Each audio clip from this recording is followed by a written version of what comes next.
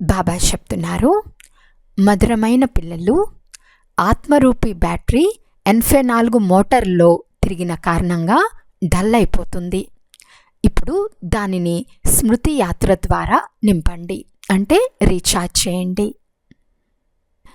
ప్రశ్న: బాబా ఏ పిల్లలను చాలా చాలా భాగ్యశాలురుగా భావిస్తారు?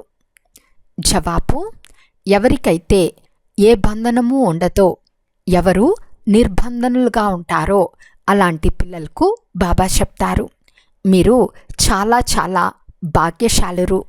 మీరు స్మృతిలో ఉంటూ మీ బ్యాటరీని పూర్తిగా ఛార్జ్ చేసుకోగలరు. ఒకవేళ యోగం లేకుండా కేవలం జ్ఞానం వినిపిస్తూ ఉంటే బాణం తగలదు. భలే, ఎవరు ఎంత గొప్పగా తమ అనుభవం వినిపించినా స్వయంలో ధారణ లేకపోతే మనసు గందరగోళంగా తింటూ ఉంటుంది.